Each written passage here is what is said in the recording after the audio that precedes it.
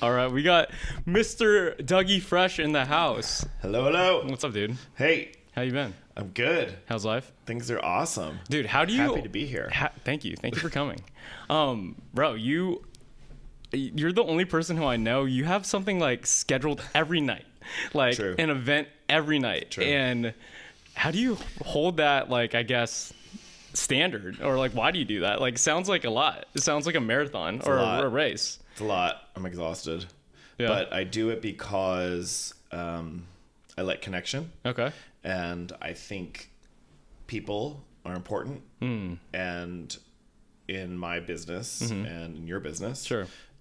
relationships are everything. Yeah. So you've got to build on those relationships. Sure. And that takes time to hang out and do things with people. Yeah, I agree, but like I feel like the energy that it takes for like I love being around people, but like if I've been around people like for a long period of time or like multiple days in a row, I'm just like I'm exhausted. You're done. And like I feel like I'm not as good of a person that I can be towards those people if I'm like surrounded by people all the time. Does that make sense? It definitely makes sense, but I think at the end of the day, every morning we wake up and we have to make a choice. We're going to be a good person or a bad person? Are we going to be kind? Are we going to be a dick? Yeah.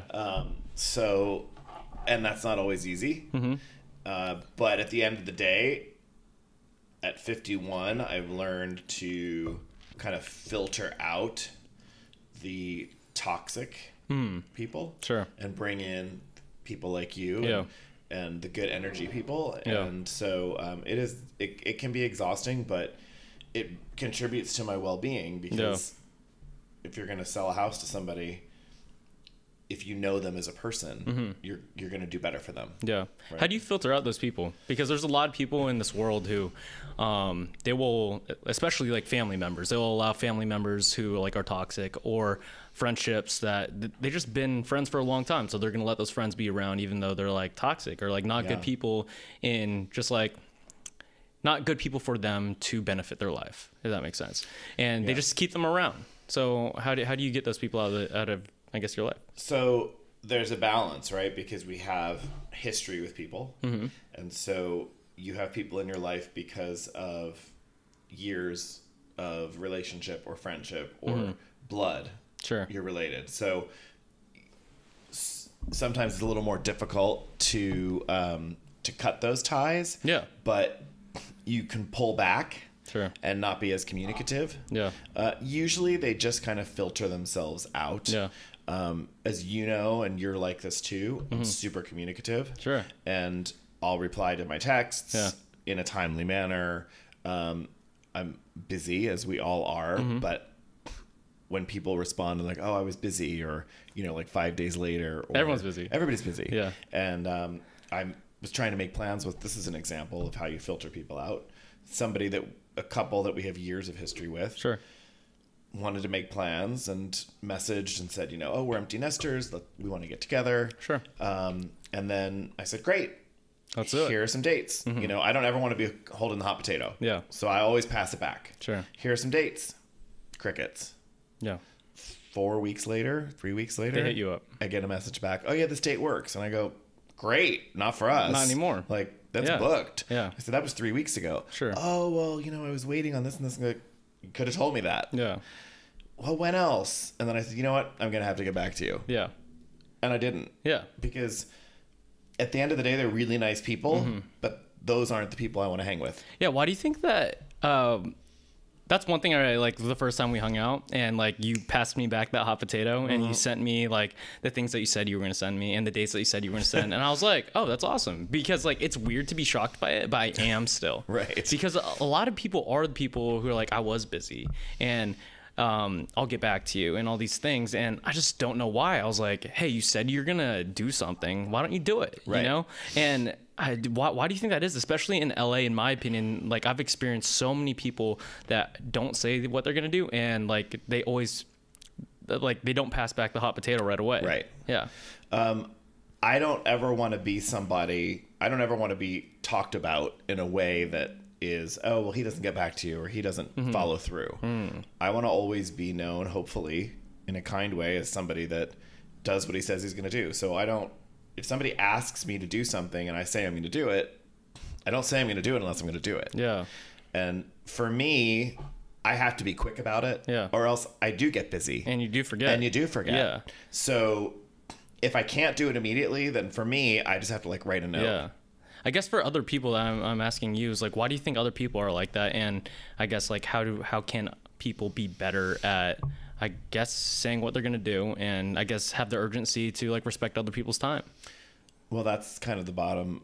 That gets down to the bottom of it. Is I just feel like people don't respect your time, and that's a huge issue for me. I'm like, if you can't respect my time, I respect yours. Yeah, our time is super valuable. I mean, it's like going to a doctor's office, and you're waiting 10, 20, 30, 40 minutes to see the doctor, and they think that's okay. Yeah, I'm like, I know you're a doctor.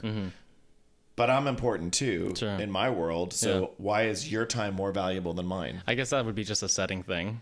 Yeah. Yeah. I guess it could be. But I mean, that happened to me, you know, last week I had a doctor's appointment and he made me wait for an hour and I let him have it. Did you really? Yeah. I'm like, it's not okay. Yeah. I was like, it's not okay. What did he say? And he's like, you're right. I apologize. I got backed up. I said, I get it.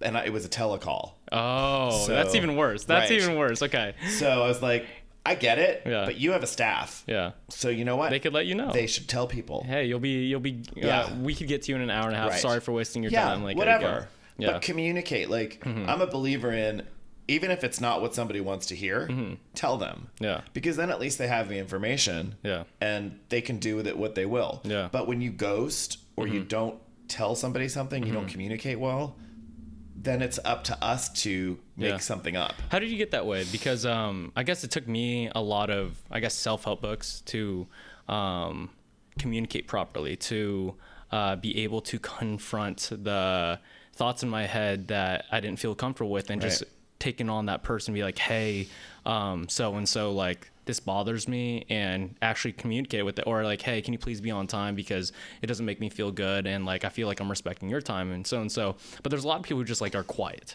Yeah. And like for me, it was like self-help books that like literally just helped me do that, like kind of changed my mentality there. Like how did you like develop that? I think time and situations. I just got to a place where I was confident enough to feel like I don't need you. So yeah, were you always that way? Or? No. Okay. No, I mean, I as a rule, I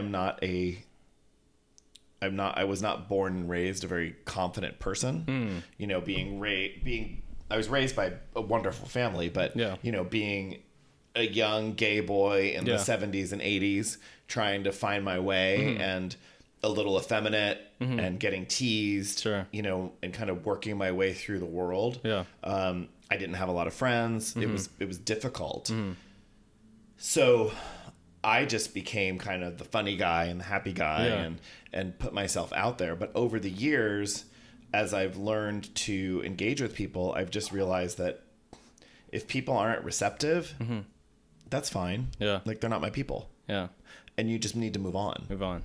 It's okay to move on. You know, my dad, who's also very upbeat and happy, has told me an analogy once that just said, you know, our relationships are like, we're like on a train. You know, some people are on the train for the entire ride. Yeah. But some people get off at this stop and other people get on, and some people stay on for a few more stops. And once I really thought about that, I was like, it's okay. Yeah. Like, it's okay that, you know, I hope you and I are going to be friends forever. Sure. But for whatever reason, maybe circumstances or distance or whatever might happen, and we lose track or whatever, but that doesn't change the good times and the relationship that we have. And I believe we'll always stay on it with each other. Sure. But you never know. Yeah. Things happen and situations happen. Yeah. I wouldn't take it personally from you. Like, there's certain people I don't take it personally from. You just realize that life goes on and it's okay. Yeah. Once you're okay with you, then I think you can be okay with moving on from those things.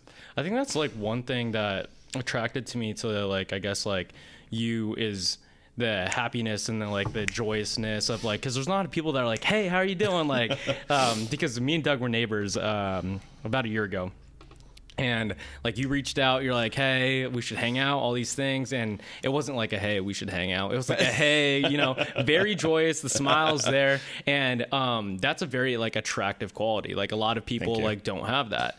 And it's weird you saying that you were just the happy, like joyous guy, like when you had this like childhood of like not a lot of friends and all this. And there's a lot of people, especially people who are gay and who like experienced that loneliness growing up, that didn't take on the happiness, joyous route. They took the depressive route, you know. And like, I guess, do you have any advice for like, I guess like little like boys and girls who like kind of had that situation, but like are having a hard time getting to that like that happy, smiley route, you know? You know, it's such a different world today. Like, I feel like young queer people are so much more evolved. How so? Than we were allowed to be. Yeah. Because of society. Sure. Society's so much more accepting now. Yeah. I would say not everywhere though. No, not everywhere. We're in a bubble. Yeah, we are definitely in a bubble. Like you go to a different state. Like there's a lot of people who don't accept certain things still. You know? I mean, I think if there's anybody listening to this that's in one of those places, I think that the answer is it gets better. Yeah. But you've got to make a choice to get it better. When you have the ability to do so, you need to put yourself in a place and surround yourself by people that are more like-minded and more caring and kind. Because if you allow yourself to stay in an environment that's shitty, it's just going to be shitty. Yeah. And it's sad, the stories that I hear and the things that happen, people that take their lives, and it breaks my heart. But they don't necessarily have the resources that we get out and that we've had, right? I mean, we were fortunate and we grew up, you know, with loving, caring families that were accepting of whatever. Yeah. You're not gay. I've tried, and you don't want to go there. Yeah, I've tried too. I've tried too. Really? All right. I'm not sure. That might be for a topic for later. Maybe we're gonna ask you some questions. Jokes. But hey, I have a lot of gay friends in LA. I mean, it's LA, and they are around my age or slightly older, and they've talked about their struggles and stuff, about growing up. Like, you're probably a couple decades or a decade or two older than them, and like, was it similar? Like what, like during the 70s and 80s, like there had to be like an evolution from there had to be stages to it, right? Like, did you think you had it like harder? Because like talking to you as a person, you have like zero of like a woe is me, I'm the victim type of personality. You don't give me one glimpse of it at all. You're like, whatever I want, I'm gonna go for it, and I'm gonna be the happiest guy and have as much success as I want because I deserve it. Not like I'm the victim, I don't deserve that type of deal. Like, where did that come from? My dad. He's me, you know, almost 80. And he's amazing, and he's up and spirited and happy, and my mom's the opposite. And so I've seen examples of both, and they are who they are. And that doesn't mean they're not good people. They're just different, and they approach life differently. I just choose. Like, you have to choose it. You have to choose it. I mean, that's the struggle. That is the struggle, because like it sounds so easy when you say just choose it. Like super easy to talk about it. Much harder to actually do it. It's like when the alarm goes off and I have to choose to get out of bed and go work out. And I'm like, ugh. You know, if I'm meeting you or I'm meeting somebody, then I'm accountable. And then I don't want to be disrespectful of their time. So even if for me, I'm like, oh, this is sucky. Just because you don't want to do it. Even though objectively you want to do it. You're like, I know I should do it. You know, and I'm married to somebody that's like, fucking do it.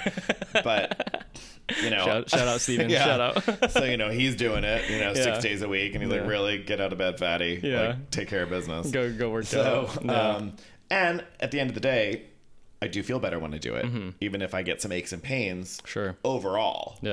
But you have to make a choice. A friend recently told me, he's like, when I wake up, I have to do like, you know, 5, 4, 3, 2, 1. And if I don't just jump up, Yeah, that's from Mel Robbins. Is that what it's from? Yeah, Okay. she wrote the book called the 5-Second Rule. Okay. And that's her thing. Like, she kind of just went viral probably like 8 years ago now. She came out with that book, and everyone in LA has read it. Okay. Yeah. Clearly I haven't. Yeah. I just heard about it last week. There you so go. I'm like, okay, 5, 4, 3, 2, 1, back to sleep. Yeah, I don't know. Do you think, I guess for me, I feel like life is all the joy that you get, or all this success that you feel, is when you do the things that you don't want to do, but at the end of it, it just makes those things that much better. Like working out, like most of the time I don't want to work out. Like, I love working out at the end of it, and I love working out just for, obviously, like, you want to look better and you want to feel better. Yeah. But the actual working out part, like, I honestly don't love it, you know? Yeah. Like, these podcasts, I love doing the conversations for it, but the editing and like all that part, I hate it. Right. But at the end of it, the final product, I'm like, oh, that's super cool. It's really cool. You know, or just all that stuff. Like, Yeah. what do you think about that? I mean, I think at the end of the day, we have to force ourselves to do things that we don't love, because you look at the end game and you have to see where it's going to get you. Yeah. And you're working out because you're going to feel better and you're going to look better and you're going to be more confident. Yeah. So those are all great reasons. In your world, you also, that's part of what you do, and you help other people be better. So practice what you preach. Yeah. So to speak. Yeah. You know, if you don't do it, how can you say? Is there anything in the like real estate world where like there's a lot of people who like preach a ton of stuff and then they don't do it themselves? 100%. Like what? 100%. I think probably the majority of realtors that I come across are generally lazy. Really? And just don't really care that much. Yeah, like, so like, why is there's a negative connotation to real estate? Like, sometimes, you know, and also some of the most successful people in the world are in real estate. Yeah. They're are realtors, or they own property that they rent it out. And why is that negative connotation there? Well, I think it's there for realtors because we get paid a lot of money to do what we do. And I think that sometimes people question, is there worth there? Is there value there? Sure. Obviously, I think there is. Sure. But we constantly have to defend ourselves. Yeah. And the first place that people look is to our paycheck. Yeah. So we're often asked to give up parts of our commission and a percent. I mean, 9 times out of 10, we're asked, if I take a listing, you know, oh, will you do it for less? Or what's your answer to that when someone asks you that? No. It's just no, period. Yeah. No. Yeah. I don't do that. Yeah. Friends, family, no. No. I mean, we'll do, depending on the person, if there's like a specific scenario, we're doing multiple deals at the same time. I mean, there might be a little bit here and there. But the thing is if I start to discount myself, then I'm discounting myself. Yeah. And you're not getting, if I charge you less, I'm not going to give you less. So it's not fair. Like, I'm not asking a doctor to lower his fee. Yeah.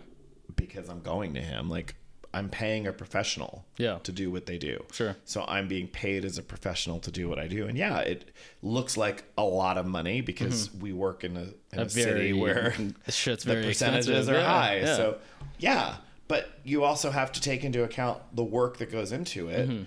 And, you know, and sometimes so much work goes into it that if you broke it down to hourly, it's, you know, we're like working in a grocery store. Sure. Not that that's a bad thing, but you're literally working for an hourly wage. Yeah. So that's interesting because when you said that, you went straight to the paycheck. When I think of like a real estate being like in a negative light, when someone gives a bad connotation towards it, I think of like the people who say they're in real estate, but they don't even like try. You know, and that's funny that you brought it in that light because I never even took a glimpse of that. Like, I didn't even think about that at all. I mean, that's always been the negative to me. I mean, I think there are a lot of people that don't try, but they're not successful. Sure. And if you're going to be a realtor or a real estate investor, you've got to have some chutzpah and you've got to put yourself out there. I guess you being a relatively successful real estate agent, like, what is the value to having a real estate agent? The value is protection. Sure. You know, how so? Because we're protecting you from lawsuits. Yeah. We're protecting you from everything that's associated with a transaction. We take that on. And so we're your legal representation. Okay. And so if anything comes up for whatever reason, you know, we're here to protect you. And we carry very heavy, high insurance. Yeah. That if it's needed, because it's a very litigious society. Yeah. And people will sue at the drop of a hat for no reason at all. And you have to protect yourself. So if you're going to take on that risk, you're really taking on a risk. Because there are so many disclosures, there's so much paperwork, there's so much involved with a real estate transaction that if you're a for sale by owner, you don't really have a grasp on it. Sure. And you're just really thinking about the money in your pocket. Yeah. Unless like you're a real estate agent or like, and you're for selling it yourself, right? Well, I mean, sort of, but even if I sell my own properties, I still process it through my company. And, you know, I can choose to pay a smaller commission to myself if I want to, but I'm still paying something. Yeah. And I'm still paying, if I'm listing my own home, for example, I'm still paying the buyer's agent. Yeah. Because the sellers pay the commission. So I'm still paying the buyer's agent, you know, their value. Their value, yeah. So, and that's important because I just think it's a level of respect. Yeah, I think so. What makes you different than like, I guess, the Joe Schmo real estate agent? Because like I can tell just by characteristic traits, but what do you think? What do you believe that makes you different than like the average real estate agent? I mean, I genuinely care about the people that I work with, and maybe too much sometimes. Yeah. You know, I get maybe more emotional than I should, and you know, because I care so much and I get attached. Yeah. And sometimes I need to step back and just say, okay, this is a real estate transaction. It's business. It's just so emotional for people. Sure. And it's so much money. Yeah. That, you know, I want everybody to be happy. So I think for me, you know, I'm fortunate that I'm in the position where I can pick and choose who I work with. Yeah. And I want to work with people that are kind and appreciative and respectful and get what I do. Yeah. And why I'm there. Yeah. Now, of course, there's times where you're going to come across clients that aren't kind and appreciative. What do you do in that situation? Well, it depends. Sometimes you fire them. You just let them go. Yeah. That's hard to do though for a lot of people because like I feel like a lot of real estate agents who don't have a lot of experience, like each client is very, I guess, like. Well, you need them. You need them. Yeah. You need them because you need the money. So I've been doing this for 17 years. So that's it? Yeah, that's it. Really? Yeah. I had many other careers before this. We'll get into that. So, you know, for me, the first couple of years are tough. Like you're scrambling. Yeah. You know, and if you need the money to pay the bills, then you have to take certain clients that maybe you wouldn't want to. Sure. But hopefully you get to a point in your career where you can say, yeah, no. We're not a match. Yeah. Just like dating. Swipe right, swipe left. A little Tinder going on. Sure. Not going to happen. And if you have the confidence to be able to do that, it's very empowering. Yeah.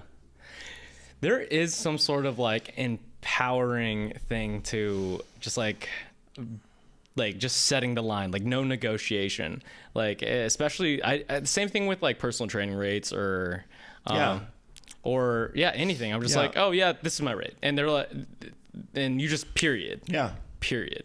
You know, and they're just like, okay. For sure. 9 times out of 10, if you're confident in it, nobody questions it. Yeah. But if they sense just an ounce of hesitation, they're going to dig. Yeah. It happens. How do you get your clientele, I guess? Because it's hard. It's hard building, I guess, like friendships, yet alone a clientele that you want to have a good relationship with, right? You know, and like there's a lot of like I've read. Do you know who Ryan Serhant is? Yes. He was the real estate agent in New York. Yeah, the $1 million listing in New York. In New York. Yes. And I read his book, and he talked about how he got in real estate. Yeah. He was he moved to New York as a hand model. Right, he's making money like just flashing his hands around, you know, like not other things, just his hands. Yeah. And he had a membership at Equinox, and he negotiated with them about negotiating a free membership by advertising, passing out flyers and stuff. Oh, and Equinox is very like high end gym, especially if you rewind probably like 10 years ago, it was like a lot more elite than it is now. There's a lot less equinoxes, and it was a lot more prestigious, and like, I guess like super high end people went to them. I mean, they still do now, but it was more exclusive back then. Yes. And so he got this free membership to Equinox, and he was advertising and working out with people who were who had a lot of money and liked buying houses, really, and especially in New York, you know. And that's how he like got his, I guess, foot in the door, and that's how he networked, and that's how he like built his first clienteles. And I guess like what's your secret, or how you got into like that aspect of the world? Because I feel like there's a lot of people who like try, they're not very good with people, they don't know how to build a clientele, and they're just like, boom, done, end of story, I'm done with real estate. Happens all the time. Yeah. I mean, I was just on the phone with an agent who was in for a year and hadn't made a sale. And was just, what do I do? Get out of the business. And then he linked himself up with, you know, a very successful agent and a team, and now he's doing super, super well. That's awesome. But again, he had to make a choice, right? That he was going to do that, because it sucks, because you're constantly rejected, and it affects your self-esteem and your confidence, and then you're not going to be good at what you do. So much, and this goes back to how we first started, you know, so much of my business and it's all about relationships, and it's referrals, and building the relationships, and then the trust, and then doing the business, and then those people telling someone, and so on and so on and so on. And it's just worked for me. You know, it's probably my referral business. So it's just like building friends. And like, it really is. That's it. People work in your business too. I think ultimately people work with people that they know, like, and trust. So I know a lot of people. I think a lot of people like me, and I think a lot of people trust me. Now I just have to kind of figure out who are my people. And that's kind of a daily Jenga game of like, you know, pulling shit. Do you think you know so many people just you've been in LA so long? I mean, I think that's part of it. I moved here in 1989. So when did you graduate USC? 93. 93. What did you study? I went to business school. Okay. And then I worked in the entertainment business. What did you do in the entertainment business? I worked at Disney and New Line Cinema and marketing and creative advertising. What was your job consisting of back then? Because like everyone says they're in marketing. It varied. I worked in. I started out in Hollywood Records. Working in record marketing and production at Disney, and then I moved into corporate purchasing and Buena Vista Home Entertainment. Was home video at the time, back when we used to use videos. And then we moved to DVDs. So I worked in that for a lot of years, and then I worked for the Disney Store corporate. And then I worked for how was working for like those big entertainment industries? Because like I guess like not being from LA, and a lot of people watching who are not from LA, like a big company like Disney or like Hollywood Records or all these things are very like romanticized, you know, and it's just very like big picture, like that's so cool. How was it like working for those companies? I mean, at the end of the day, it's a job. But it's how you approach it. And I felt like I was always treated, you know, very well. I mean, there were certain bosses that weren't so great, but you kind of, in anything, you kind of move forward and get through it. I had great experiences at Disney. I mean, Disney was really good to me. And I left and went to New Line Cinema and worked in theatrical marketing back in the Austin Power days. And, you know, we partied a lot, and we had great times. Some dear friends that I still have from then, and some really great memories. That's awesome. And then I went back to Disney, and Disney was just really always very good to me and very welcoming, and they paid me well, and they took care of me. Why did you, I guess, transition out of the entertainment world? Because there's like some, like you said, there's a lot of good people. You have like they treat you well. It's it's fun. It was good. I mean, I could have stayed there. I was at upper management, and I could have stayed there and kept moving up the ladder. I just didn't feel like it was where I was supposed to be. I didn't know where I was supposed to be. What do you mean? I didn't feel like that was where I was supposed to be. I mean, I was in my early 30s. And you didn't know where you're supposed to be? No, I didn't know. I was like, okay, well, now what? Now like, what? This is it? Like, this is boring. Like, it's fine. I can do it. And it's That's great. so interesting, because like I guess like growing up, like especially like in college, there's a lot of people like telling you, like parents or I guess, like older people, and you're in college and you're in your 20s, and they're saying you need to know what you got to do like now. Yeah. Right. And you're saying like you're in your 30s and you had this nice job and it was cool and all, but you're like, this, I don't know where it's supposed to be. Yeah. No. And I think that's fair. I think you know what you want when you're 20, and then maybe when you're 22, maybe what you want is different. 20 and so on and so on and so forth. Right. And when I'm 51 now and I'm happy with what I have and what I want, but if that changes, what do you want now? I'm open to it. I mean, now I just want to continue a successful career and making money and living a great lifestyle and traveling and having great friends and just enjoying my life. Yeah. You know, because we just don't know when it's going to end. Yeah. You know, we all have an end date. Could be How tomorrow. often do you think about that? I think about it a lot. I think about it a lot. I don't know if it's healthy. Probably not. Because I think about it so much, dude, because I think about like, if I die in 5 years or 3 years or 2 or 100 years, like, am I happy doing the things that I'm doing right now to get to where I think I want to be? Yeah. And right now the answer is yes. But like that constant reminder kind of puts me in check. Like, is this thing that I'm about to do today, like, is it worth my time? Are these people worth my time right now? Right. Like, especially it also helps too, like, to not get mad, like, about certain things. When certain little things frustrate you, I was like, yo, this doesn't matter. Right. You know? I think, yes, I think at the end of the day, I think for me personally, I think, well, okay, so if I get hit by a bus tomorrow, am I going to feel like I lived a good life today? Yeah. I think about that a lot. Yeah. I there's a lot of people who don't. That's the thing. And like, sometimes it frustrates me because I'm like, yo, you're just living in this, like, I guess, I don't know, you could simulation life, whatever you want to call it. And you're just repeating the patterns. And you're not thinking about like, oh, like what could happen in a few years? Like, are you doing what you want to do now to like live the best life that from your perspective think is great, you know? So, well, I mean, there's just so many perspectives on, and those, I believe that like attracts like, law of attraction. I believe in, you know, the magnetism of it. Yeah. And I think if you put out positive, you're going to get positive. Yeah. If you put out negative, you're going to get negative. So while I think about it, I don't let it consume me. Sure. But it does help to put things into perspective. Sure.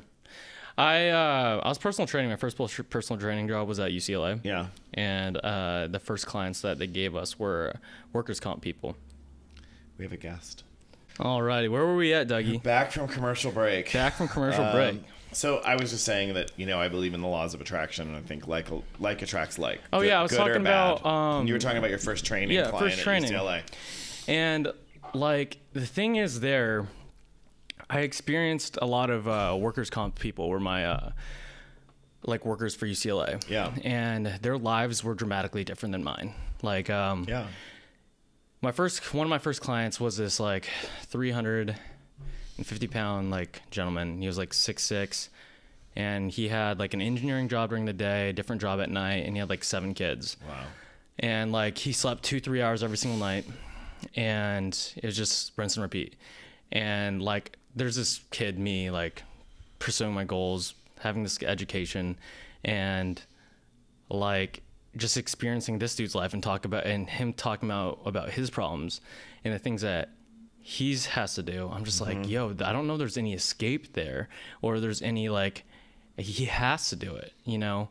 And I just put life in perspective, like, yo, you're lucky. Like there's so many people who are lucky who don't need to work 10 jobs because to feed their kids or like all these other things, you know? So back to what you're saying about like the law of attraction, and just not just the law of attraction, the dying, and just like putting that in perspective is like, yo, that's another form of like, oh, like you got it so good that you're disrespecting like your opportunity if you don't like go for it or do the things that you have the opportunity to do. Yeah. You know? I mean, I think on that note, for me, I often think my worst day is so much better than so many people's best day. Yeah.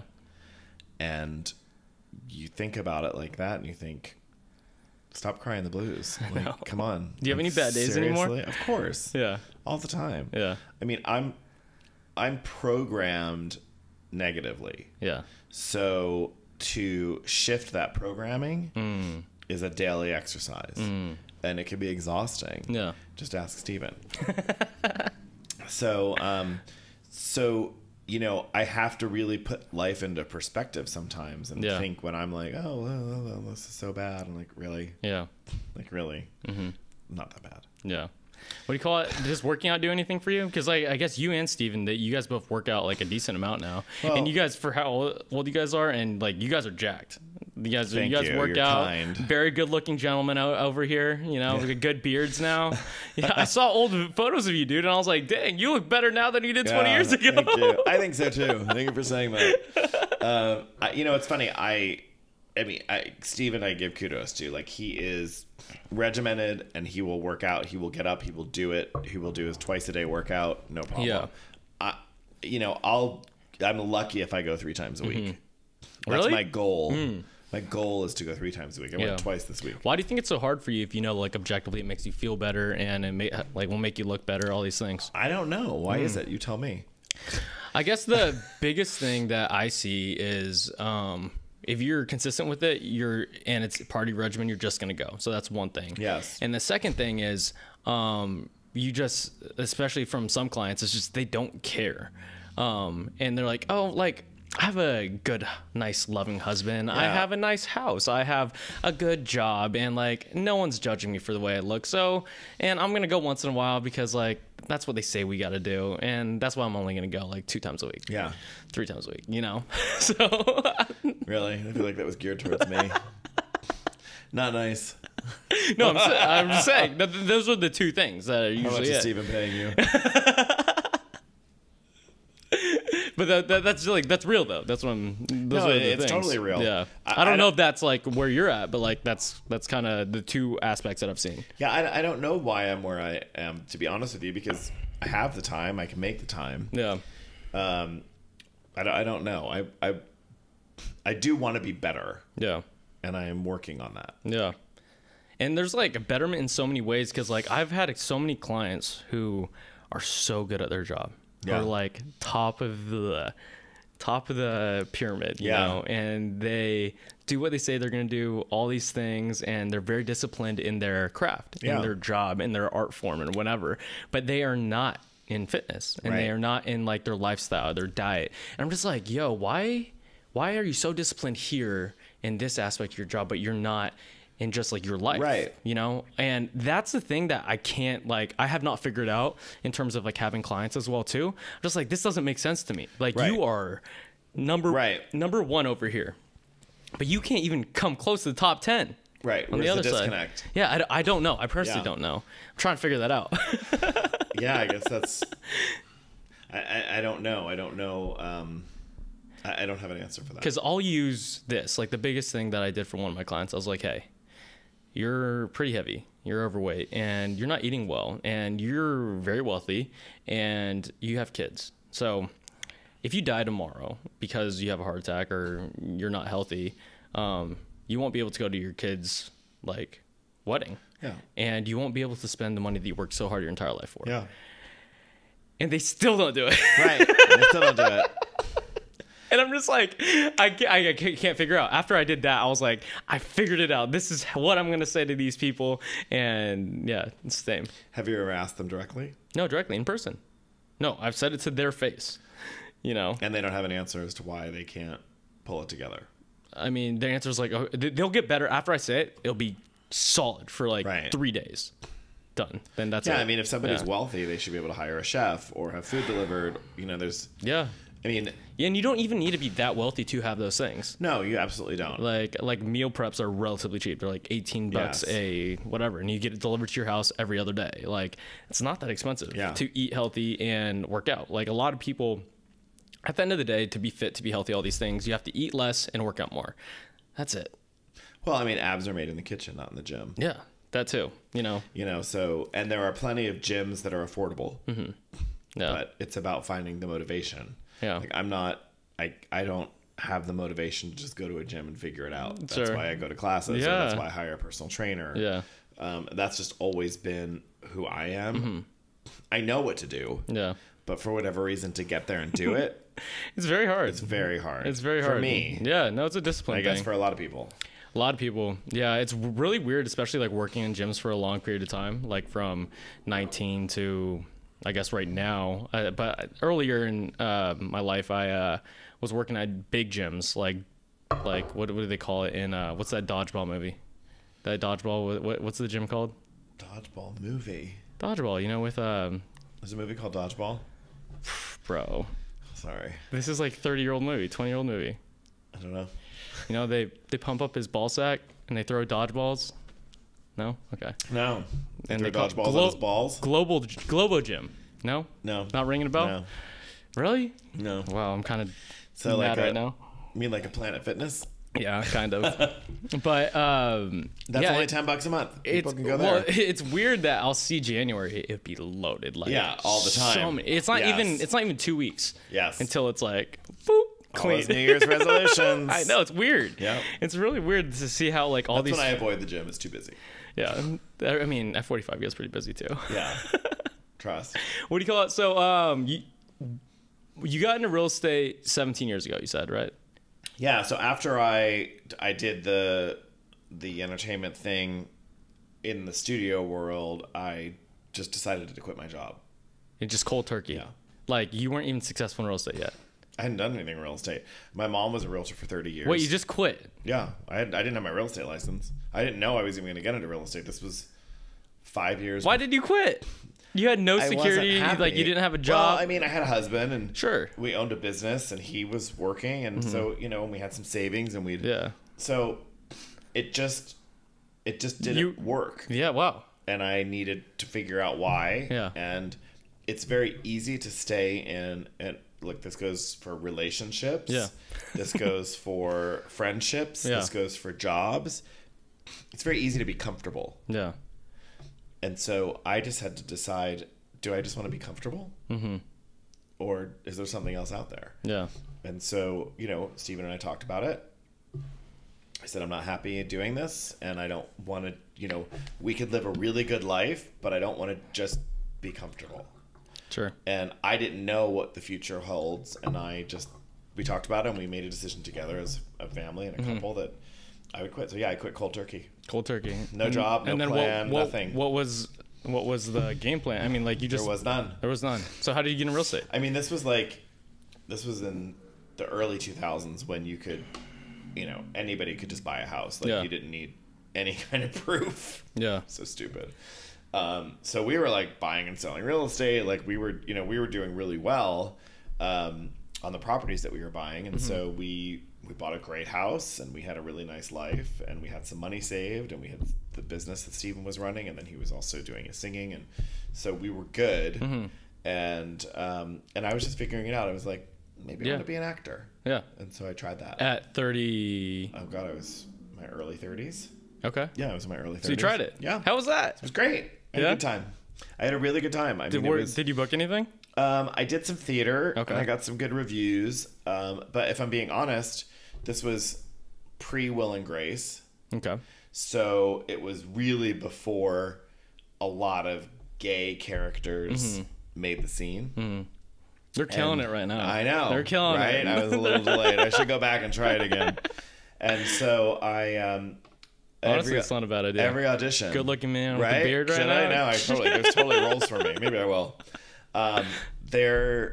Every audition, I was like, oh, well, you're too gay for this, or you're too this. And I was Really? like, They would say that? Yeah. Really? And I was like, yeah. I'm like, I know who I am, and I know what I'm good at. And so I just said, this isn't for me. Like, I'm too old to, and this is not a knock at all, but I'm too old to wait tables to pay the bills. Sure. I already know what it's like to make a decent amount of money. Yeah. So if it's not going to click, then I need to figure out what's going to click. Yeah. And anyway, so I ended up being a celebrity personal assistant. And how was that? It was great. Yeah, I had a great time. How does someone be that? Because like I have a couple of friends who want to do that and they just don't know how to be a celebrity personal assistant. Right. Like you can't. There's no job online that says like celebrity personal assistant wanted. It's an inside gig. Yeah. It's an inside gig. You have to know people who know people who know people. Sure. And they have to know people. Yeah. But I was fortunate enough that I'm a good relationship and networking person, and I knew people who knew people who knew people. Yeah. And so I did that for a number of years, and then I became a celebrity publicist for a bit. But then again, that was all part of making great relationships as I look back. Yeah. But it still wasn't filling that void. So Steven and I were doing some buying and selling of real estate, and I was like, you know what, I'm just gonna get my license. Yeah. Why not? You know, we'll just use it for us, whatever. And I did. And then somebody that I had worked with back in the studios asked if I would help her. She had gone through a divorce. And I did. She was my first sale. Oh, no way. I'll never forget it. And that was October of 2005. Wow. And I was like, oh, maybe this is kind of fun. Like this was cool. What's the feeling when you first got that first sale? I guess what was the feeling when you got that first sale? I was like, oh wow, this is like a really big paycheck. This is pretty cool. Like, okay, well this could add up. Like if you really work it. Yeah. So the challenge was for me at that age, people knew me. Nobody knew me as that. So to convince people that I was good at that took some convincing. Yeah. So it was really, 2-3 years before I really felt like people understood this is what I was doing now and would start to trust me with their money. And were you ever into, I guess, like, so there's a lot of, like, my parents flipped houses growing up. My dad was an architect. Oh, okay. Right. And he went to architecture school at Cal Poly. And right now they rent out apartment complexes. They buy old buildings. Cheers, my friend. Cheers. And thank you for coming. Oh, appreciate you. And they do that for a living. And my dad's super into architecture. He likes modern design. He designs a ton of things. Like all our houses that I've lived in, my dad has designed the architecture of it, like the inside. It's super cool with like seeing it on paper and then actually living in it. Yeah. Right. And the downside of it is like waking up to a drill in the morning at like 6 a.m. Or like, and I'm like, as a 10-year-old all the way to like 18. Yeah. Right. Like I woke up to like construction in the house all the time. He wasn't doing the construction though. He would do some of it. Oh. Yeah. Impressive. Yeah. Yeah. You save money. I would not have gotten that when I met him. I would not have thought that he would be working a drill. Yeah. So that part. And did you ever have like some romance of real estate? Because there's some people who are so into it. Like architecture, real estate is an art, like you look at it, it makes you feel some sort of way. Yeah. It's pretty, it's beautiful. I guess at your home, it's very aesthetically pleasing. You'll walk in and just, wow, this is beautiful. It's a piece of art, like wherever you walk into, like people make it the way they want to. And sometimes it's not so great. You've seen like bad decorations, and you've seen people who are messy and like all the above, but you also walk in a house and it's like prestigious. Yeah. And you're like, wow, this makes me feel a certain way. Yeah. And like that's like a feeling that I had when I first walked in your house, Oh, thank you. You're welcome.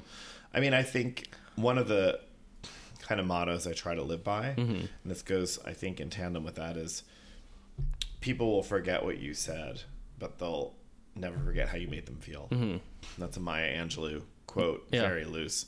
But the reality is I think that's important when you have people to your home. How are you going to make them feel? Does your home feel warm? Does it feel inviting? Yeah. Does it feel friendly? Sure. Do people want to be there? Yeah. Do they not want to leave, but do they want to come back? Yeah. And I think Steven and I have done a good job over the years of building and designing our homes to be a very warm, welcoming environment for those that we invite in. Sure. And that's super important to me because I feel like that's your close space. That's where you really connect. Yeah. And that's one of the reasons we like to have friends over. Sure. Really, honestly, rather than going out to a restaurant, especially if we have you over because we're always going to have good drinks.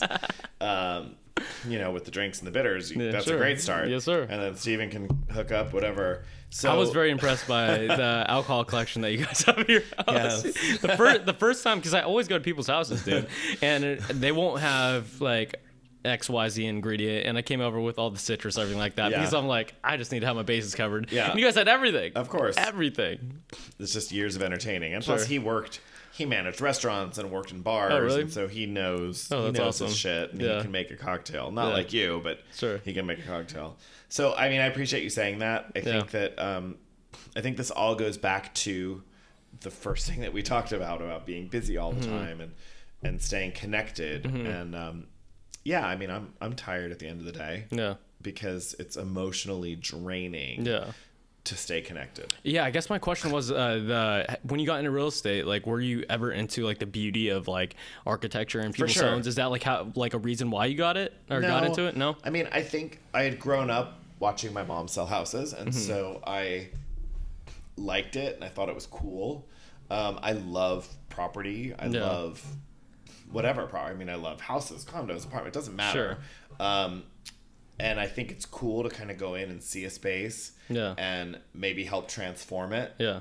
And that's one thing that we do on our team is we'll help transform a space to sell it. Okay. Because your team on EXP? Yeah. So can you explain like what EXP is? Because it's a real estate firm, right? Correct. And it's like global. Like my buddy Justin is an agent for EXP in Anaheim. Yeah. And so it's worldwide. It's worldwide. Okay. So it was formed in 2009. So it's relatively new. Yep. And it was formed under the premise of no brick and mortar. What's that mean? No offices. No. So there's no office. Yeah. So that's initially how it was formed. Okay. Now, some agents over the years have opened their own brick and mortar space, actual office space. Okay. But the reason that the model works and can put more money in the agent's pocket is because there's no overhead. There's no overhead for the office. Correct. Okay. So isn't there an importance of the office though, or no? No. Not at all. There's really not. Really. And I think over the years, and then especially post-pandemic, people really realized how they could function without an office. Not only in real estate, but in everywhere. Everything. Yeah. So I think now commercial real estate's really like, oh fuck. Yeah. Now what do we do? Yeah. So we really thrived during that because we were built in a way that we didn't need an actual physical office space. Sure. Everything is in the cloud. You enter your office on the cloud and you're an avatar. And you walk around and doesn't that sound so crazy to you to like 15-year ago Doug? Right. Avatar. You're gonna be an avatar. And you're gonna be in the cloud. And you walk and you can go into like the accounting office and you're talking to another avatar and that avatar is No, that's the thing. Oh yeah. That's what they're doing right now. 100%. And that avatar's at their house in, Boise, Idaho or Puerto Rico or wherever. This is metaverse, dude. And it's total metaverse. Wow. And so, Glenn Sanford, who's the founder of the company, just is a brilliant man, and he just saw what this could be. And so, Chuck, my business partner, and I joined 7 years ago when there were less than 1,000 agents. I'm agent 691. Now we have over 85,000. Wow. And so you got in early. Early. Wow. Yeah, so we got in early. Does this affect like the downline part? 100%. Okay. Because can you explain that? Because it sounds like, I'm not trying to put it in like a negative light, like a sounds like a pyramid. Sounds like a pyramid. Yeah. No, I totally get that. Because go ahead. So, and so there's other companies out there. I was at Keller Williams, and that's also structured similarly. So that's everybody used to say that. Sure. It sounds like a pyramid. The reality is basically the way that the downline works is if an agent joins the company and puts you down as a sponsor, it goes down 7 levels. Okay. There's a revenue share formula. Okay. That the company dollar percentage of the commission paid, so it doesn't come out of the agent's pocket. Okay. It comes out of the company's pocket. Okay.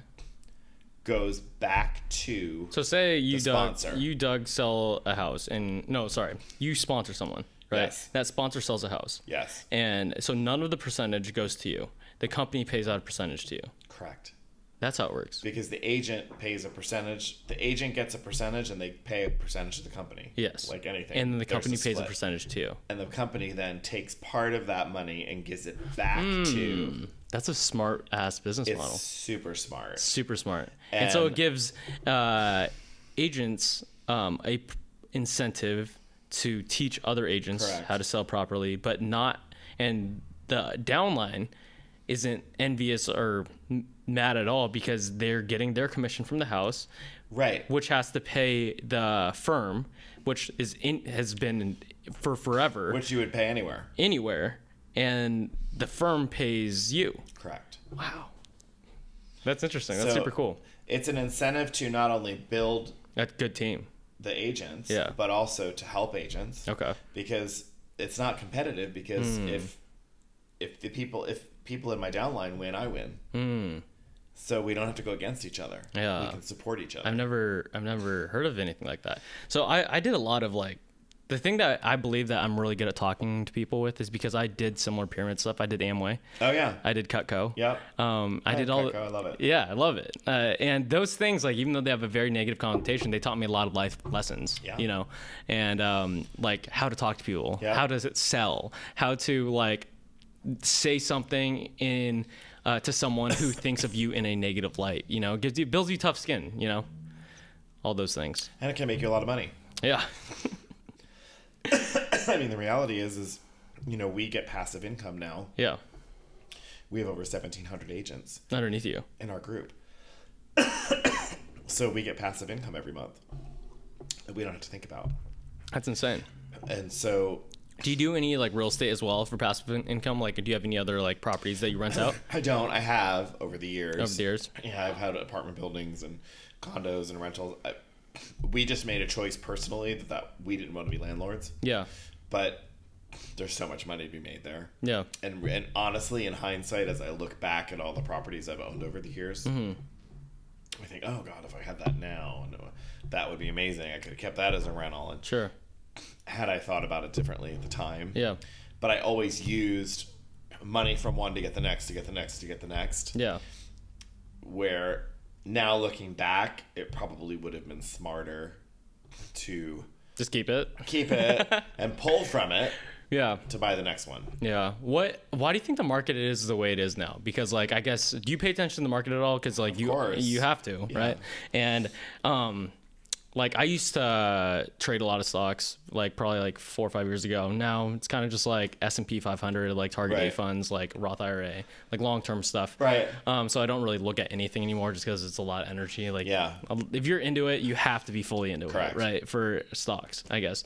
And so I don't pay attention to the market that much. But everyone's saying we're in a recession right now, and everyone's saying that like I see the gas prices go up. I see. Like everything's more expensive. Like an average cocktail at my restaurant, we were talking about the other day, is $25, $26. It's crazy. Absolutely insane. Yeah. So like, I guess like, do you think like the pandemic or anything back then like has had an effect of like what's happening right now? And what is happening right now? Like, how's it going to affect like big cities like LA and all these things? Because like I see so many people like suffering. Yeah. I mean, I think right now it's a very tumultuous time.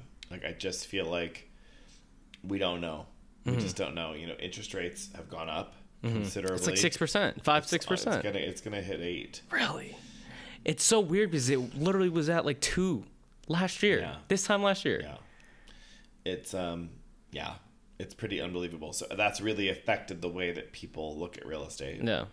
But it's also car loans, credit cards. I mean, interest rates across the board are high. Are ridiculously high. Comparatively to what we're used to. Yes. But big picture, they're not. What do you mean? You know, so when my parents were buying homes, interest rates were 17, 18%. Were they really? Yeah. So historically, they're still pretty low. Okay. But we're used to them being lower. Yeah. So to us, they're like, oh my God, they're so high. True. But you talk to people that are in their, 60s, 70s, and 80s. Yeah. Ask your parents. They're like, this shit's normal. Yeah, ask your parents what the first interest rate was on the first house they bought. Oh. They were high. And that's just what it was. Yeah. So the reality is there's ups and there's downs. And, in 17 years that I've been doing this, they've been ups and there's been downs. There's always buyers and sellers in the market. Yeah. I'm not overly concerned about it. Sure. I'm super fortunate that I'm in a position where I have a lot of people in my group that I'm getting money from. Yeah. So even if the market in one city is different than another city, there's going to be money to be made somewhere. Yeah. So so I'm grateful for that. Yeah, that's awesome. Right? That's a blessing for sure. Huge, that's so 100%. Cool. And so you know, so we just really try to continue on and build that downline. Yeah. And it's been really good. I mean, I'm right where I need to be now. Yeah. I don't know where that will be tomorrow, if there's going to be something different. What are you most excited for in your life right now? Because like right now you kind of like accomplished the things that you wanted to from like, I guess 10 years ago and like it seems like that void has been filled after like all these years. Like you didn't enjoy it in entertainment. You didn't fill it in acting. I enjoyed it. I mean, sorry, you didn't fill the void. Yeah, like something was missing. Something was missing. Yeah. Yeah. And so I think I don't really feel like anything's missing. Yeah. Like I really don't. Like I'm really. Do you have good. any like so like I have like really crazy stupid like goals and not necessarily goals, just things that I want to do, right? Such as? For the longest time it was like go skydiving and like whatever, and I did it. One other one, fitness one, was to like hit a backflip, and I did it. Okay. Like all these cool things that. Do you want to do that on camera? No, I don't. I landed on my head, I think this time last year, and I got PTSD, and so I can't. I'm not very confident anymore. Right. So I need practice in the gym, and then we'll send it one more time. Padding. Yeah, the padding. Yeah, you know, the gymnastics gym. Yeah. Yeah, I have a lot of gymnast friends, so it shouldn't be too hard to like find a gym over there. Yeah. But yeah, I don't know. I feel like there's so many cool things to do in life, and the only regret that I have is not being able to live multiple lives, because there's so many things in this world that are so interesting to me. You know, like, do you have any like interests or like things like that you want to do, like, since you're in a relatively comfortable position? No, I feel like I do what I want to do when I want to do it. That's awesome. Yeah, and I feel like for you, just, you know, do what you want to do when you want to do it. Yeah. You know, to the best of your ability. To the best of your ability. You know, what you can afford to do at a certain time. Yeah. Or make it a goal and, you know, make it happen. I mean, you've accomplished a lot already. I think you appreciate that. You know, a young age. I mean, you could be my son. But Doug's asking me to call him daddy. That's the thing right there. Pretty much. Sorry. We're back. We're back to trying to make him gay. Please, you could have been. Back when I was dating women. So you dated women? Yeah. No, you didn't. Yeah. For how long? Really? I'm serious. Because I couldn't. I don't know. I could. I know. You could pass. I did. You could pass. I passed. How does that work? Yeah. Like for your whole. You know how it works. I know how it works. But for your whole life, I guess you're said not to, or not for your whole life. For a good part of it, like in the beginning, it's like not what you're supposed to do. Not what you're supposed to do, right? No, I mean. And so, like, I guess, like, when did you feel that you were gay, or that you don't like women? I grew up in an Italian Catholic family, so I was always... Italian Catholic. That's deep. And I was always supposed to be a certain way. Okay, yeah. And I also have a gay brother. Sure. So, and there's just the two of us. Yeah. So, you know, we were always supposed to be a certain way. So I just did what I thought I was supposed to do. Yeah. Regardless of my feelings. Sure. And so, you know, I think on some level I always knew that there was something different. Mm-hmm. I didn't quite know what it was or how to identify it. Yeah. But I was in a relationship with a woman for 5 years. Yeah. From high school through college. No way. And then after her with other women, and then I started to date men, and so then I started to kind of like figure things out. Yeah. But there was very clearly a path that I could have chosen to take, where I married and had kids. Sure. But at some point, there would have been a divorce. Yeah. Because I was gay. Mm-hmm. And who knows what that would have meant? You know, maybe I would have had kids, and that could have been great. Yeah. It would have been a very different life than I have. Yeah. So I think at some point I just had to make a choice. Yeah. How did your parents feel like when they found out, or when you told them? It wasn't good. Like, can you describe it at all? It wasn't good. Yeah. It wasn't good for my brother or I. That said, many years later now. Yeah. They have a good relationship now? Literally 20 years later. Yeah. We have a great relationship. And it's good, but to their defense, they were only acting on what they knew. Yeah. And when you don't know something, you can be afraid of it. Yeah. Well, I'm only asking because I have someone who I know, and he hasn't come out to his parents yet, and it's been like 2-3 years type of deal, and he's like scared too, and he's very he's Indian culture, very very very it's like tough. strict morals and everything like that, and I guess like for those guys, like what advice do you have for them? Well, I think at some point, if you're not dependent on your parents any longer financially, Sure. if you can take care of yourself, Yeah. then you need to be able to own it. Yeah. And, you know, I had to own it, and I had to, you know, I didn't talk to my mom for 6 months. It's a long time. And, you know, it had to be a hard stop. Yeah. Because otherwise it's such a gray area. Nobody knows how to act. Sure. So there had to be kind of that shock value of this is what it is. Yeah. I'm figuring it out. Yeah. You need to go figure it out. Yeah. And we can figure it out together. But at the end of the day, I'm going to choose me. And I would love for you to be a part of me. But if you don't feel like that's something that you can do, then you need to go work through that. So it comes down to having the confidence. That was so well worded. Thank you. Been around the block a few times. Yeah, So it seems like you practiced that like 1,000 times. To your friend and Yeah. and off camera and Mike, I'm happy to talk to him. Sure. I think there's so many layers to an ethnic religious family Yeah. that you have to navigate. Yeah. And there's so many expectations that are put on to children. Yeah, well, it's not just like, I guess, being gay. Like I felt that way for so long that like I would go home like a couple years ago and my grandparents would be like, "Oh, so when are you going to be a doctor?" Right. You know, similar. Yeah. It's yeah, not, yeah, that's the expectation, right? Similar. It's like what they know. Yes. You know, and that's success. that is success. And I'll go home and I'm a very open-minded person now, and I won't get triggered, right? Yeah. Like someone would say something like that. I was like, "Why do you think that?" And then I'll be like, "Can you please explain it to me?" And my grandma will like talk through. It's like, "Oh, like when I grew up, like that's the only way to like make good money, all these things." I was like, "Well, grandma, you know, like I make the same amount of money as a bartender, you know, and like in some art, you see like all these things. I'll show her the website, all these things, and she just won't get it. She was like, "I don't understand it. Like you shouldn't be doing this, right?" And the fact that like I have the ability to explain it to her now and all these things, and she still not understand, I was like, okay, I did everything that I could, you know. And it just, so many people are quick to react, and like it's in anger or it's like a defensive mechanism, right? And they will never get to like that resolved problem to where I'm very confident I could just be me and like root for me, right? You know.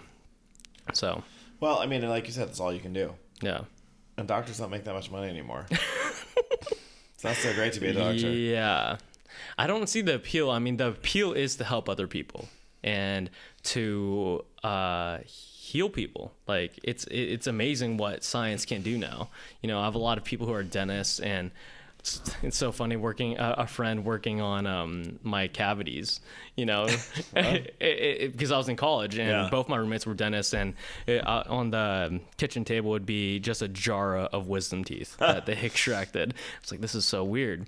But there's like a specific place for everything. Like one of my roommates, he talked about dentistry as like an art. Yeah. He described it just like, yo, making people's teeth beautiful is amazing, you know. And you describing like real estate or like the love that you have for the connections of just like people, is someone who doesn't like friendships is never going to describe it that way, right? You know, people who love video games and just like don't like seeing the light of day and having dinner with friends, they're just like, yeah, whatever, like friendships are friendships. Like I have a couple and that is it. You know, and that's fine, and that's all they need.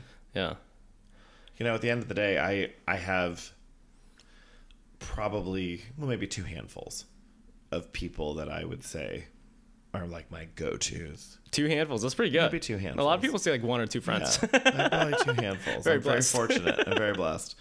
And I don't take that for granted. And you have to nurture that. What do you think community does? Because like I guess our friendships do, because I would say I have like my F45 community, my bartending community, all these things, and before having them in LA, I was very lost. You know, and I just didn't have people to like a family, a support system out here. Yeah, but you were in college, so you had that family. No, I hated college, and I transferred from community college, so I didn't know anybody. You know, so I had one or two people who like I kind of got along with, but I didn't really have anybody. Right. You know, and it wasn't until I found like all these communities in the gym, bartending, vice versa. Like I went to the beach and had like a little yoga community, everything. You know, and that really like made like me who I am in LA. You know, and built like these connections that. Like, I wouldn't have the job at F45 or Lavo or all these things without connections. Right. You know, like at all. And regardless of how talented I was. Right. Like, I could be making, like, videos and bartending stuff at this bar, like, every single day. Yeah. And I could be super talented. But without the connections that I had, like, I wouldn't be working at one of the best restaurants in LA. Right. You know. Welcome to Hollywood. I know. What about you? So, like, what do friendships do for you?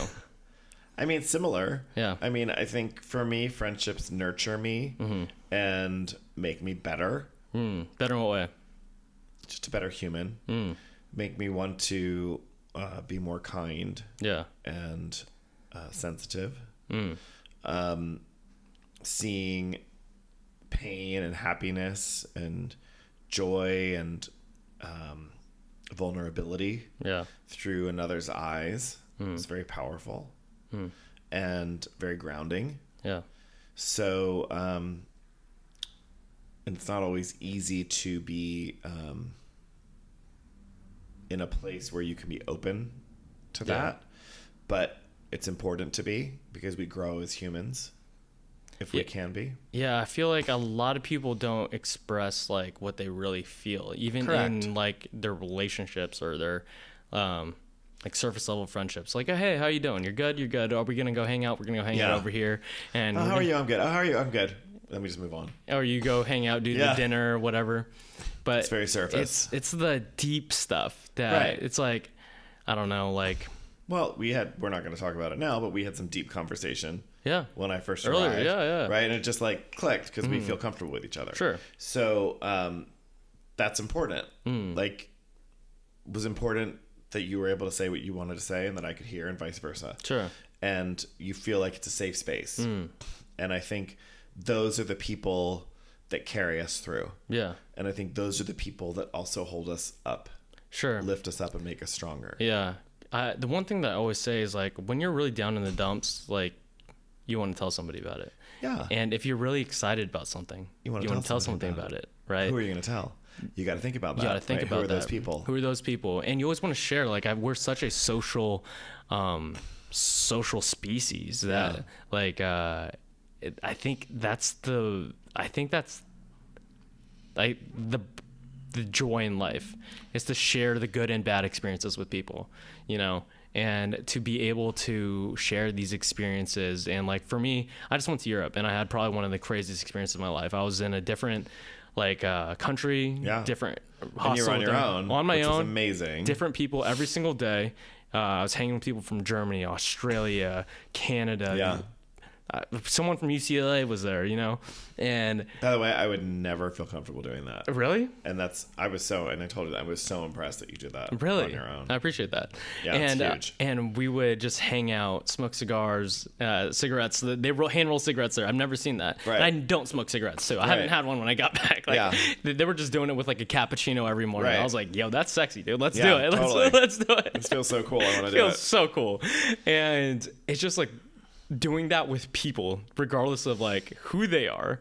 Like I was sharing stories about stuff at home because like I'm not going to see you again. Right. I'm not going to see you again. I don't give two shits. Yeah. You know? And the fact that I felt so comfortable around them too, I was like, wow, like this is weird. I've never been able to do this with like relatively close friends. Yeah. But you're treating these people like total strangers. You're just telling them like everything. Your life. Yeah. I was like, why? This is weird. You know, I think in general, human connection is just such a huge part of life. Yeah. And I think the people that don't choose to create human connection are really missing out. Yeah. I think some people are afraid of it. Yeah.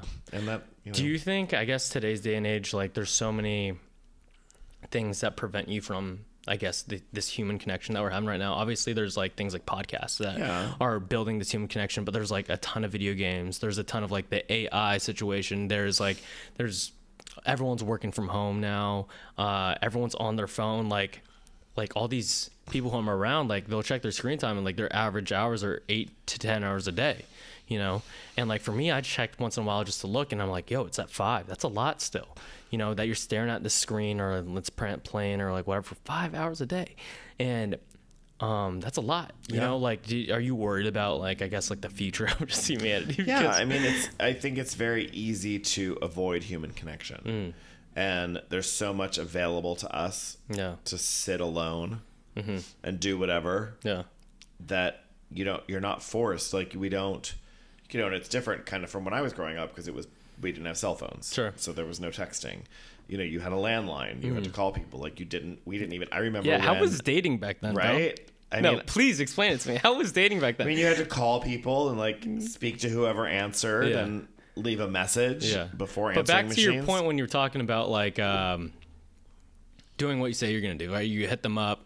Like, how do you like? And you're like, hey, we'll meet at this place at like 8 p.m. and it's like 8 a.m. in the morning, right? And you're talking to them. Like, do you just expect that they're gonna be there? Well, I mean, you expect that if somebody makes a commitment, they're gonna keep it. Yeah. I just feel like looking at it from that perspective. I'm just like people back then probably were way more on their word, just because like there was no way to communicate. There was no way to communicate otherwise. Well, otherwise, right, There's no answering machines. Yeah. I mean, I remember when we had call waiting. The first time we ever got call waiting, which was like you were on the phone, and you had this like weird beep, and it was like another call coming in. Oh, I remember like, that. oh, hold on, I have another call coming in. And then it's just like beep, beep, beep, beep, and you would answer it because otherwise it was just a busy signal. Yeah. And now we don't even have landlines. Yeah. So, I mean, I guess one of my biggest pet peeves even today, well, more so today with all the communication that we have, is people that still disrespect other people's time and just show up. We have this similar pet peeve. That's the only one that really bugs me. It's because like when especially with time too. Yes. If like, hey, if you say you're going to be there at this time and be there. If you're not, if like maybe 5-10 minutes, like I'm kind of okay. But if you're later than that, like I'm over it. Like, cause I'm always on time. Yeah. And because I respect your time. Yeah. You know? And you're not on time, you're not communicating about it. Yeah. That part.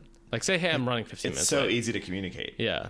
Or you're supposed to meet at 7 and you get a text at 7 saying, oh, I'm going to be 15 minutes late. Sure. Well, you would have known that.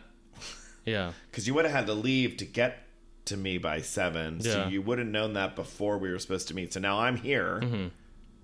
So I just think but not everybody thinks alike. So that's, for me, that's where you start to kind of cut people. That's interesting because like you said, you were in entertainment. And I feel like a lot of Hollywood people aren't on time. Correct.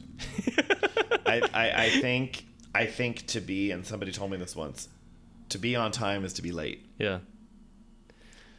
So you need to be there a little before. Yeah. My golf coach, I grew up golfing and I was pursuing it for a long time professionally. Yeah. And my golf coach was this crazy like Marine, and we still talk. And he fought in the Vietnam War, all these things. And he was like, if you're 5 minutes early, you're 10 minutes late. Oh, right. And so if we weren't 15 minutes early, he would make us run a couple miles. Wow. For golfers, bro. And we had a couple big boys on our team. Right. Like they were not fit humans, and they quit immediately but that's the standard. That's the thing. But by the way, they could have chosen to be 15 minutes early, and they wouldn't have to do it. That was what he expected. That's what he expected. But they didn't want to do that. Yeah. And they didn't want to pay the consequences. I know. But you had to answer to him. Yeah. He made the rules. Yeah. Golden rule. What do you call it? Do you have any advice for, I guess, people who want to get in real estate? Because like it's kind of romantic too. Like it's don't do it. He's like, don't do it. Save it for me. Don't do it. I mean, I can't tell you the amount of times I have coffee with people who want to get into it, and 9 times out of 10 they don't. And I think people see the commissions that people in this town make, and they think this town's also an anomaly. Correct. It is an anomaly. Correct. Like you're not going to make this type of money in like New Jersey. Right. Maybe New Jersey. Any town USA. Any town USA. Whatever. Yeah. Correct. Yeah. So, you know, and I just, you know, people are like, oh, well, you know, I'm so passionate about it and I like design and like this. I'm like, that's great. But it's they not talk easy. exactly like that too. Yeah. Like, okay, I get all that, but it's not easy. It's not. Like, it takes work. It does. You can't, you know, but I do this other thing and I thought I could just do it on the side. And I'm like, okay, it's a full-time gig. Yeah. Like, you don't know when your clients are going to need you. Yeah. So most of the people I talk to, I think I end up talking them out of it. Oh, really? Because, you talk them out of it? Yeah, because if you're not for real, like if you're not going to really get into it, yeah, then just what's the point? Yeah. You know, it's too easy, in my opinion, to get your real estate license. Yeah. If they made it a little bit more difficult, yeah, maybe less people would do it. Yeah. So, and I don't even know the percentage of how many people have their license that don't even use it. It's a lot. Right? I'm sure it's a lot. Yeah. I mean, I think I don't know exactly. I don't know if I took the regular test or whatever. When I was 18, my parents made me study that shit. Oh, yeah. Smart. And, yeah, just to like kind of learn like the market and everything like that. And then I learned, I read a lot of real estate books or tax books just because it's part of, transactions are part of the world. It's part of the economy. Yeah. Like not everyone. I mean, the people who are fortunate enough to have a house. I mean, anyone besides like LA has a house. Like, like all my buddies from home who have kids now and everything like that, like their houses are huge and they're like $300K. Right. Which is insane. Yeah. Like, you know, my mom gets mad at me sometimes because she's like, you know, like your rent is our mortgage. Right. That's just what you want to hear. I was like, sick, Mom. Thank you. Yeah, it's true. Yeah. I know. It's crazy, but it's just the world that we live in, and I think at the end of the day, you know, people have to find their path. And that's interesting that you say that. Like, you try to convince people out of it because it's something that you love. It's something that you enjoy. And, like, you have, like, a business model that benefits you for, like, having real estate agents under you. Well, but they have to be producing. Yeah. So if they're not producing, it's useless to me. It doesn't matter. And also, you can just kind of filter out people that are just, like, looking at this of a life of grandeur and not really seeing the hard work. I mean, I think at the end of the day, people are lazy. Yeah. And don't want to put in the effort and the work. What's your, I guess, work regimen for real estate? Like, I don't know, like, is there a routine for it? Like, I mean, it's like, this day, I'm going to go out and have coffee with this gentleman and this lady. I mean, so much of what I do is what you see is that, you know, the networking and the staying in touch with. I mean, that's a huge part of it. But I mean, on the day-to-day, it just really depends on what we've got going on from buyers that we're working with or listings that we have or agents that we're, you know, training and coaching and helping and growing. So for me, it varies on a day-to-day basis. I mean, if you asked a real estate coach, they're going to tell you that every day you need to be generating leads. Some Mike Ferry shit or what? Every day, yes. 100%. Yes. Mike Ferry, Tony Robbins. Yeah. Every day. And that is important. Yeah. You got to figure that shit out. Yeah. But what works for you, because it's a rejection-based business. Yeah. And you got to have some thick skin. I guess for the people who you wouldn't turn away, the people who are really passionate about it, what would you give advice to? What would you say? I mean, I would say, first of all, the people that don't have their license that think they want to get it. Get your license, dude. We'll get it. Yeah. 9 times out of 10, they don't get it. Yeah. So, like, all right, well, you didn't cross the first hurdle. Okay, let's say they have a real estate license and they're not getting, like, your friend or I don't know, whoever you said that hasn't had any success in the first year. Yeah. Like, what do you tell that guy? What do you tell that girl? Well, I mean, you look at what they're doing. Yeah. And you evaluate if it's actually productive or counterproductive. Sure. And it really just depends on that person and what they're doing on a daily basis. Yeah. Because there are ways, you know, even if you're not the person that's going to go out and cold call and try to generate leads that way. Have you cold called before? I have. It's awful. I was about to say, that's not who I am. That's one thing that, like, I feel like it's such a talent for the people who are really good at cold calling, especially just sales in general. 100%. I'm just like... I look at them and I'm like, oh, like, you're amazing. Yeah, that like, sounds... It's just like boom, boom, boom, and people talk to them. Because I've done it a couple times and it was the worst feeling ever. Yeah. Like, it's like... It's so uncomfortable. Yeah, I barely know what I'm talking about. And on top of that, you're calling me a piece of shit for calling you. And I'm like, wow, I feel like a double piece of shit. It's hard, especially if you feel like you don't want people calling you. Yeah. So then you're going to have to call them. Yeah. It's very not me. It's very uncomfortable. Yeah. So. Sorry. So continue. I forgot what we were talking about. We were talking about shouldn't get your interviews drunk. The advice for the person who's very passionate about real estate. Well, I mean, I think if you're passionate about it and you're willing to give the commitment to do it, then I'll help you. Yeah. You know, I want to see people succeed. Yeah. I think it's great. I don't want to do this forever. Sure. And I don't feel competitive towards people. Yeah. Some realtors do. There's a piece of pie for everybody, guys. There really is. There's enough to go around. Yeah. There really is. I mean, there's a ton of personal trainers. Yeah. But there's a lot of clients. That's the thing too. Like, but there's a lot of personal trainers who haven't got a client. Right. Why do you think that is? Honestly, I would say I'm gonna be just completely transparent. It's like I'm not the best personal trainer in LA. Okay. I'm not. That's and fair. in terms of like scientific and all the body mechanics, everything like that. One, most of the time I could get the client to do what they need to do, and two, they don't get injured, and three, they like hanging out with me. Well, that's at the end of the day, you're paying for a friend. Yeah. Not yes, and you're paying for the results. You're paying for the results too. Like that's a thing. Like they're paying for the result of like getting my house sold, or they're paying for the to get the house. You know. I mean, all the personal trainers that I've had, and I've had plenty. Yeah.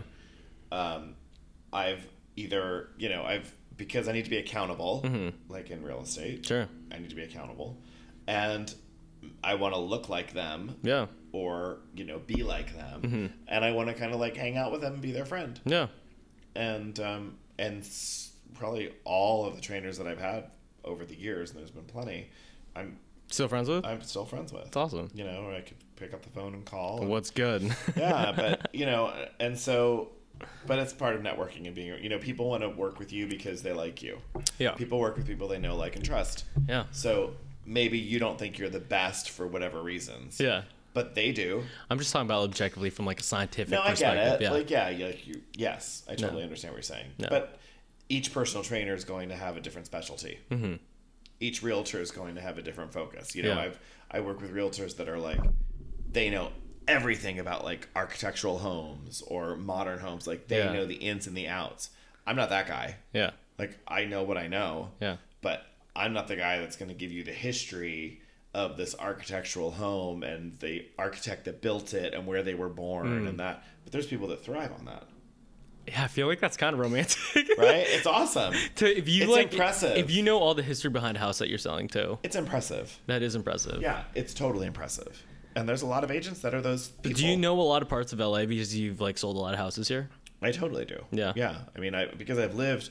I went to USC, so I lived in Watts. Yeah. I lived there during the riots in the early 90s. Ooh.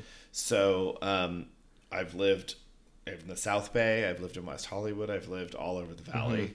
So yeah, I know the city pretty well. Yeah. I feel pretty confident in my... How is, I guess, like, experiencing all these houses and traveling around all of LA? Because, like, I guess for me, I don't see that much. Like, I go to my job, I go here. Right. I love the neighborhood across the street where you guys live in. Like, I lived in Santa Monica. I like the area there. But, like, it's only the place where I lived at, Right. And you've experienced so many houses, and you got to see so many cool architecture. Or see, like, I guess, like, the beauty of the hills that is portrayed on, like, Selling Sunset and all these things.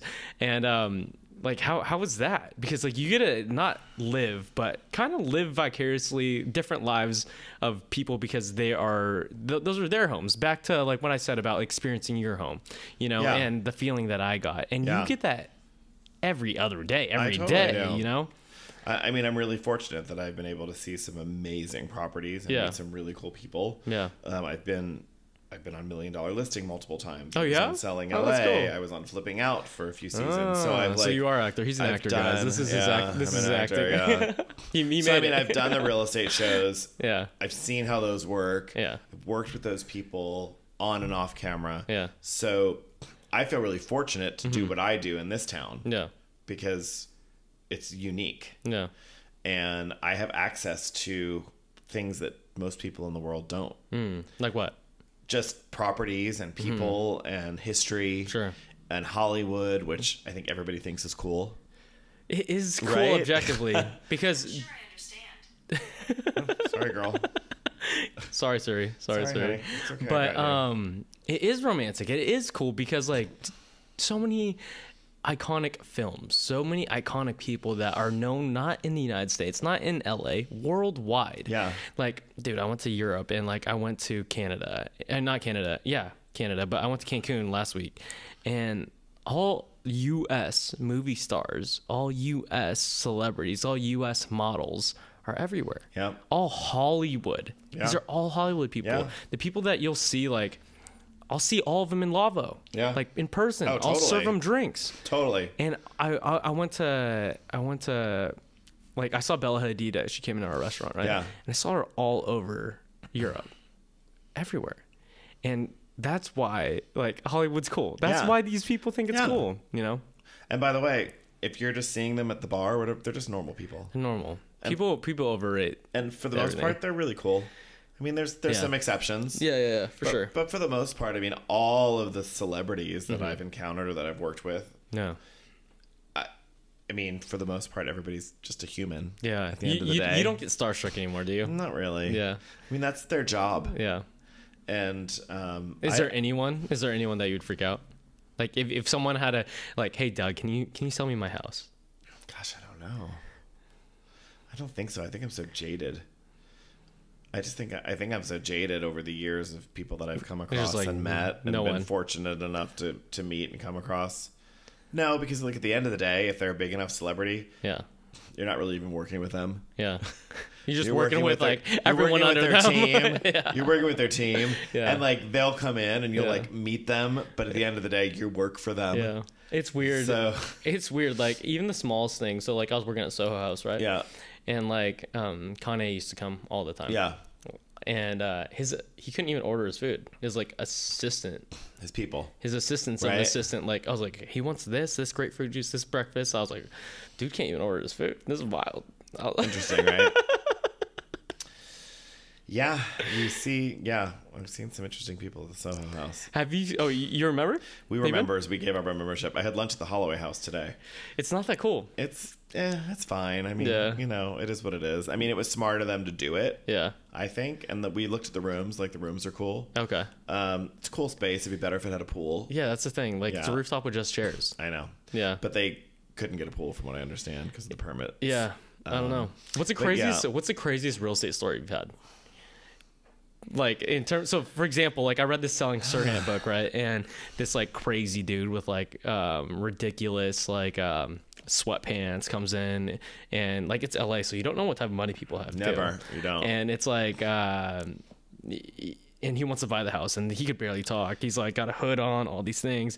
Ends up like being a really like well-known Right. dude, and buys the house, all these things. So 20 and- million in the trunk of his car. Sure. Yeah. Ridiculous stuff.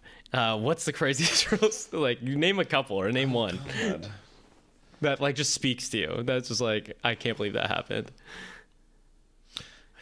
I don't really have. It's not a specific story. I think the craziest thing that I encounter is seeing the bank statements of some of the people that I work with. Really? And you see like the cash liquid value. Oh, what they And have. that's just what they're showing you, Yeah. by the way. Yeah. And it just blows your mind. Mm-hmm. And you just kind of put that into perspective. And you're like, shit, that's a lot of money. What does that like? Do you? Because a lot of people think that $1 million is impossible, or like $500,000 is impossible to have like cash. Like a lot of people do, because like most people in the world, this type of money does not exist. True. You know, and Very like small percentage. I guess like when you see it in these people's accounts, like you're like, what the? Right. Yeah. And that's again like just one or two accounts. Yeah. So that you know there's more. Yeah. It's humbling. What does that do to your mind? It's Like, humbling. yeah. I mean, for me, it kind of makes me kind of like hungry and a little horny.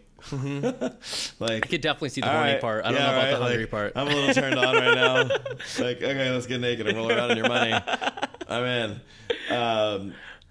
Yeah, I think it just makes me, you know, more goal oriented. Like, wow. I mean, I don't know that I'll ever be that person. But Yeah. it's pretty impressive. Yeah. Do you have any real estate goals right now?